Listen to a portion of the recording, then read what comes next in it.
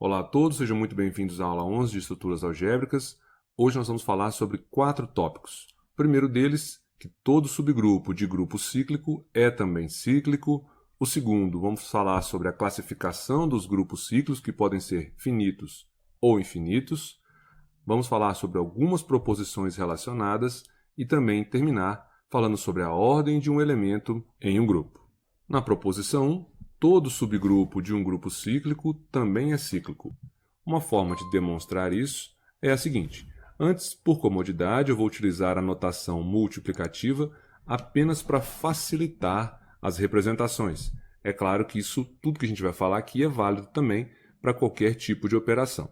Bom, vamos considerar então um H subgrupo do grupo cíclico G, gerado por um elemento A. Então, todo elemento de H, obrigatoriamente, também é um elemento de G. E como os elementos de G são potências desse elemento A, os elementos de H também serão potências desse mesmo elemento. Nós podemos, então, dividir as possibilidades de estudo em duas. Primeiro, considerando que o H é formado apenas pelo elemento neutro.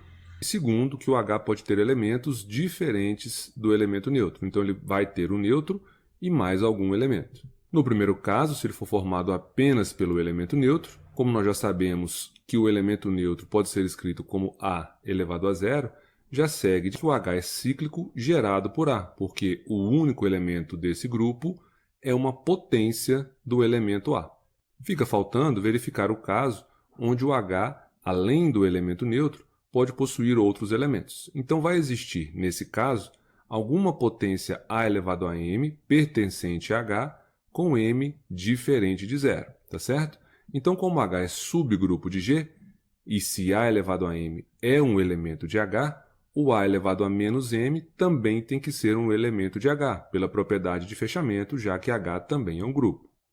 Então, H certamente vai possuir um elemento de expoente positivo, que vai ser ou o expoente menos m ou o expoente m, dependendo do sinal do m. Vamos considerar, então, o menor inteiro positivo H, que tem a seguinte característica. A elevado a H pertence ao subgrupo H, e vou chamar esse elemento de B, ok? Então, H é o menor inteiro que tem essa característica, inteiro positivo com essa característica. Então, A elevado a H é o primeiro elemento que vai pertencer ao subgrupo H. E tomamos, então, um elemento genérico x de H, e que, portanto, é uma potência também do elemento A, que eu representei por A elevado a n, beleza? E aí, pelo algoritmo da divisão euclidiana, é claro que nós podemos dividir o n pelo H. E com isso vamos obter um quociente Q e um resto R, sendo o resto obrigatoriamente maior ou igual a zero e menor do que H, beleza?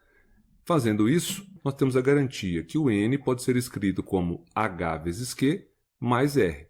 E, portanto, que o elemento x, que é A elevado a n, pode ser escrito como A elevado a HQ mais R, que, por sua vez, pode ser escrito como A elevado a H elevado a Q, operado com A elevado a R. E agora, operando aqui à esquerda dessa igualdade pelo inverso de A elevado a H elevado a Q, que é A elevado a H elevado a menos Q, nós vamos obter A elevado a H elevado a menos Q operado com x igual a elevado a H elevado a menos Q operado com A elevado a H elevado a Q operado com A elevado a R.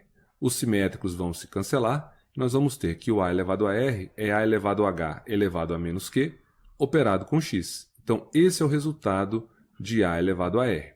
E, portanto, como A elevado a H é igual a B, nós temos que o A elevado a R é B elevado a menos Q operado com x. Sendo assim, como o B, por hipótese, pertence a H, segue que o B elevado a menos Q também pertence a H, pela propriedade do fechamento, já que H, por hipótese, é um subgrupo e, portanto, um grupo. Além disso, também por hipótese, o x pertence a H. Então, o A elevado a R, como é B elevado a menos Q operado com x, na realidade é a operação de dois elementos que pertencem a H. E como vale o fechamento, a operação de dois elementos que estão em H gera um resultado, que é o A elevado a R, que obrigatoriamente também tem que estar em H. Bom, Nós já sabemos que o R é maior ou igual a 0 e menor do que H, porque o R é o resto daquela divisão feita pelo algoritmo da divisão euclidiana.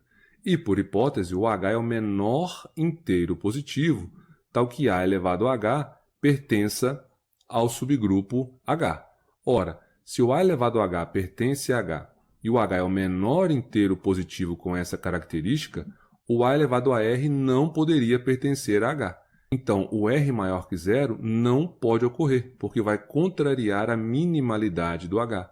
Porque, veja, se o R é menor do que H e maior ou igual a 0, se porventura ele for maior do que 0, ele tem que ser o maior do que 0 menor do que H.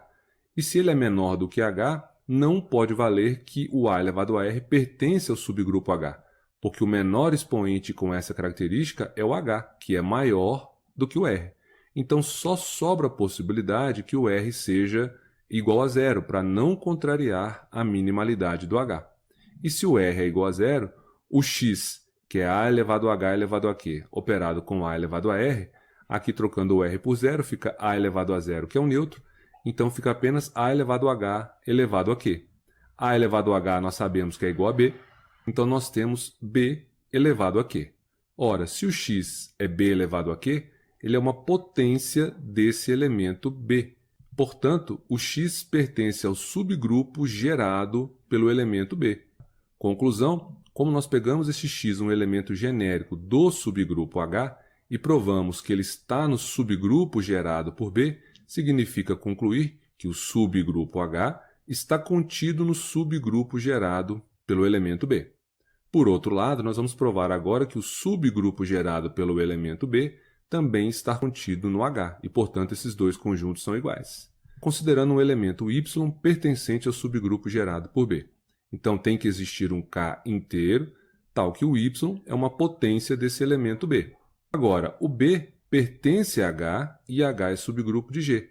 Então, esse elemento y tem que pertencer a H, porque, como o B está em H e H é subgrupo, qualquer potência de B tem que estar em H pela propriedade do fechamento. Logo, o subgrupo gerado por B está contido em H, porque nós pegamos um elemento do subgrupo gerado por B e mostramos que ele também tem que estar em H. Então, como o H está contido no subgrupo gerado por B e o subgrupo gerado por B está contido no subgrupo H, significa que esses dois conjuntos são iguais. E se eles são iguais, quer dizer que esse H é cíclico gerado por B. Portanto, qualquer subgrupo de um grupo cíclico é também cíclico. Terminando assim a demonstração dessa proposição. Continuando, agora vamos falar da classificação dos grupos cíclicos. Começando então com essa observação, que se temos um grupo cíclico, aqui no caso gerado por A, podem acontecer dois casos. No primeiro, quando nós tivermos dois elementos inteiros distintos, sempre ocorrer que as potências com esses expoentes para o gerador, né? Então pegamos o gerador e elevamos a esses dois inteiros distintos, os resultados das potências serão sempre distintos. Quando isso acontecer, já que os resultados serão distintos, quer dizer que para cada inteiro que eu for pegando e calculando a potência de A elevado a esse inteiro, o resultado vai ser diferente das potências para expoentes anteriores. Então, nós sempre teremos elementos novos sendo gerados. E, portanto, esse grupo vai ser formado por infinitos elementos, porque a cada inteiro nós teremos valores de potências diferentes das já geradas. No caso onde os inteiros são distintos, mas valer que A elevado a um deles é igual ao A elevado ao outro para algum par de inteiros distintos, vai começar a acontecer a repetição dos elementos. Então, nesse caso, como teremos repetição a partir de um determinado expoente, esse grupo cíclico é chamado de finito. A próxima proposição tem relação com esses casos. Então, na primeira delas, na proposição 2, se G é cíclico, infinito, ou seja, se vale o caso 1, então, para valores distintos, teremos potências distintas. Então, essa aplicação que leva os inteiros no grupo cíclico G, definida por f de R igual a A elevado a R, sempre será um isomorfismo de grupos. Então, na prática, R aqui é qualquer número inteiro, e esse número inteiro vai ser levado na potência de G, onde a base é o gerador do grupo e o R é o inteiro que foi tomado lá no conjunto dos inteiros. essa aplicação sempre vai ser um isomorfismo. Então ela é uma bijeção e ainda é um homomorfismo. Na prática, isso vai significar que todos os grupos cíclicos infinitos são indistintos do grupo dos inteiros, já que é um isomorfismo.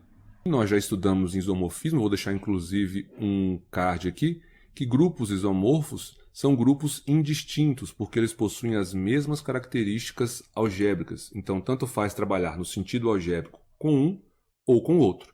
Então, na prática, se vale o isomorfismo de Z para G, um grupo cíclico infinito, quer dizer que Z é o único grupo cíclico infinito a menos de isomorfismo, porque qualquer outro grupo cíclico infinito vai ser isomorfo ao grupo dos inteiros. A próxima proposição é para o caso 2, onde o grupo é cíclico finito. Nesse caso, vai existir um inteiro H positivo, tal que A elevado a H vai ser igual ao neutro, e A elevado a R vai ser diferente do neutro, sempre que esse R for menor do que o H e, obviamente, maior do que zero. Então, significa que esse H é o menor inteiro positivo que faz com que A elevado a ele seja igual ao neutro. E nenhum outro valor abaixo de H vai ter essa característica. Para qualquer valor abaixo de H, a potência será sempre diferente do elemento neutro. Então, esse H é chamado de ordem do grupo, porque o grupo vai ter exatamente H elementos, começando do neutro, indo até A elevado a H menos 1. O A elevado a H não aparece porque A elevado a H é igual ao neutro, e ele já está aqui simbolizado. Ainda para esse caso, como H é o menor inteiro positivo, tal que A elevado a H é igual ao neutro, esse H também é denominado ordem ou período desse elemento A, e representado por ordem de A igual a H. Então, a ordem de um elemento significa o menor inteiro positivo H, tal que esse elemento elevado a H seja igual ao elemento neutro.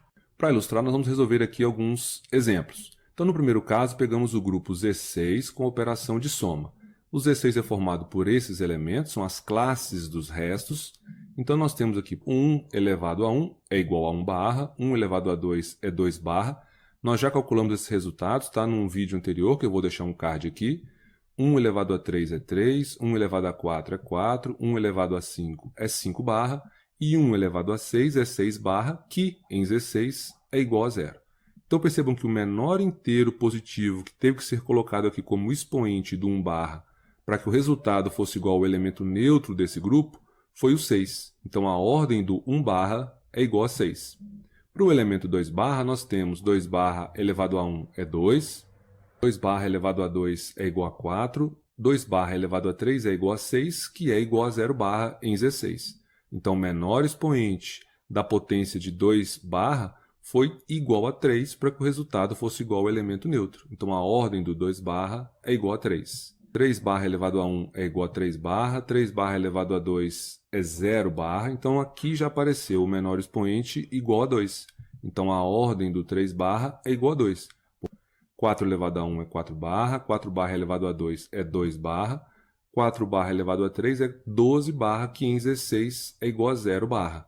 Então, a ordem de 4 barra é igual a 3, porque 3 é o menor expoente que 4 barra elevado a ele deu o elemento neutro. 0 barra elevado a 1 já é igual a 0 barra, e como a ordem é positiva, a ordem de 0 barra é igual a 1. Então, calculamos aqui as ordens de todos os elementos do grupo Z6.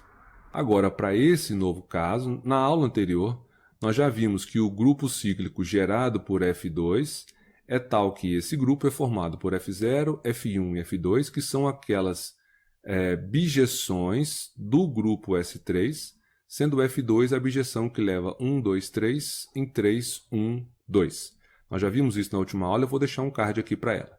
Vimos ainda que para esse grupo, o F2 elevado a 1 é obviamente o próprio F2, o F2 ao quadrado, que é a composição dessa função com ela mesma, tem como resultado o F1, e que o F2 ao cubo é o F2 ao quadrado composta com F2 novamente, que vai gerar o F0.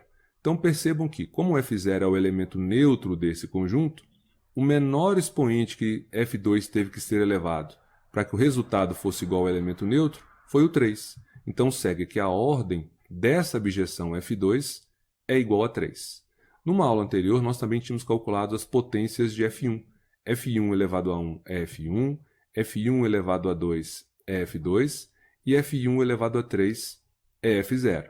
Então, o menor expoente para ser calculada a potência de F1 para que o resultado fosse igual ao elemento neutro também foi igual a 3. Então, a ordem de F1 é igual a 3 também. E a ordem do elemento neutro é sempre igual a 1, porque o elemento neutro elevado a 1 vai gerar o próprio elemento neutro. Então, o menor inteiro positivo para que a potência do elemento neutro gere o próprio elemento neutro é igual a 1. Então, a ordem do neutro é igual a 1. Isso vai valer para qualquer grupo. O elemento neutro é o único elemento de ordem 1. Então, agora aqui, para finalizar, se para qualquer inteiro k diferente de zero vale que a elevado a k é diferente do neutro, nós dizemos que a ordem ou o período desse elemento a é igual a zero. Ou seja, se para qualquer k diferente de zero, qualquer potência a elevado a k for diferente do neutro, a ordem do elemento ou período, é igual a zero. Em outras palavras, a elevado a k vai ser igual ao neutro se somente se o k for igual a zero. E aí nós teremos que a ordem do elemento é representada por zero. Na aula anterior, nós também vimos que o subgrupo gerado por 3, lá com a adição, é tal que esse subgrupo é formado pelas potências de 3, com expoentes inteiros, mas como a operação é de soma, 3 elevado a m significa 3 mais 3 mais 3 mais 3 m vezes. E que na prática somar 3 com ele mesmo m vezes significa multiplicar o 3 por m, sendo m um número positivo. Então 3 elevado a m, que é a potência, vai ser igual a zero se somente se o 3 vezes m for igual a zero. E quando que 3 vezes m é igual a zero? Somente quando o m é igual a zero. Então, significa na prática que o 3 elevado a m vai ser diferente do neutro, sempre que é o zero, sempre que o m for diferente de zero. Então, satisfaz essa condição. Então, para esse grupo cíclico infinito, a ordem do gerador, que é 3, é igual a zero. Pessoal, ficamos por aqui. Espero que tenham gostado, entendido e aguardo vocês para o próximo vídeo do canal.